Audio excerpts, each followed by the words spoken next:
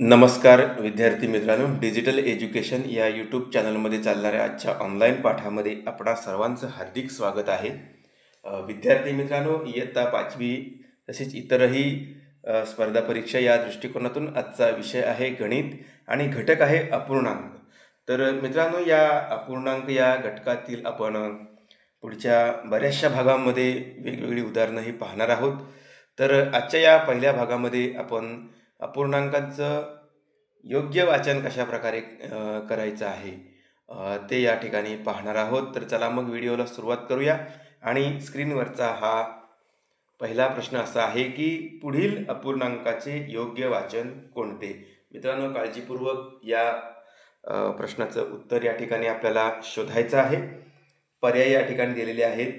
3/10, 3/10 दुसरा पर्याय आहे. तिसरा पर्याय आहे 3/10 आणि चौथा पर्याय आहे 10/3. तर मित्रांनो, या ठिकाणी पहा, 3 ही जी संख्या आहे आणि 10 ही जी संख्या आहे ती कोणत्या ठिकाणी आहे. तर 3 ही जी संख्या आहे ती अंशच्या ठिकाणी आहे आणि 10 ही संख्या जी आहे ती छेदाच्या ठिकाणी आहे. त्यामुळं याचं जर आपण वाचन करायचं म्हटलं तर वाचन असं आहे की 3 अंश छेद 10, 3 अंश छेद 10.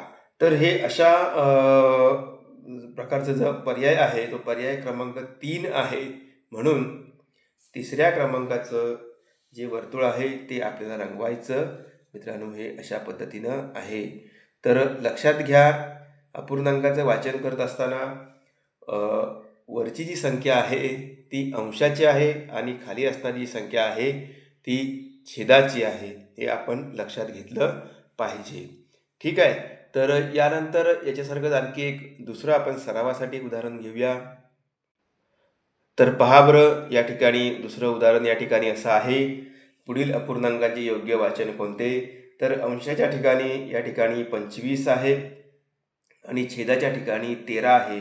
म्हणजेच याचं वाचन जे आहे 25/13, 25/13 दुसऱ्या क्रमांकाचं पर्याय या ठिकाणी आहे. त्यामुळे दुसरा पर्यायाचा क्रमांक काय करायचा, आपण वर्तुळ हे रंगवायचं आहे. यानंतर आणखी थोडंसं यावर आधारित आणखी एक थोडंसं वेगळं उदाहरण आपण पाहूया. तर हे पुढचं उदाहरण या ठिकाणी आहे परीक्षा दृष्टिकोनातून अत्यंत महत्त्वाचं उदाहरण.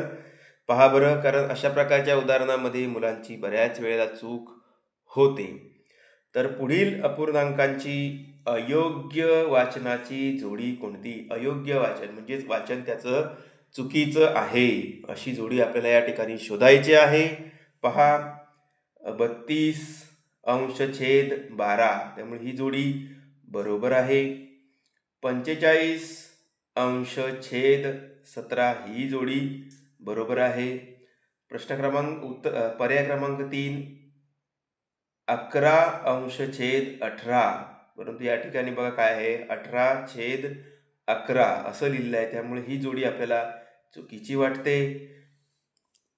चौथा देखील पर्याय बघूया आपण, 24/30 ही जोडी आपल्याला बरोबर वाटते. त्यामुळे मित्रांनो, अयोग्य वाचनाची जोडी कोणती आहे. तर अयोग्य वाचनाची जोडी ही पर्याय क्रमांक 3 आहे. म्हणून तिसऱ्या क्रमांकाचं वर्तुळ हे अशा प्रकारे रंगवायचं आहे. एक लक्षात घ्या आपण की योग्य जोडी अयोग्य जोडी यामध्ये बऱ्याचशा मुलांचं काय होतंय, चुकीचं उत्तर येतंय. कारण आपण जर इथे हा लक्षात जर घेतला नाही तर योग्य होऊन जाईल आणि मग तुम्ही पर्याय क्रमांक 1 किंवा 2 असं रंगवलं तर उत्तर हे चुकणार आहे. नक्की काळजी घ्या अशा प्रकारच्या प्रश्नांमध्ये.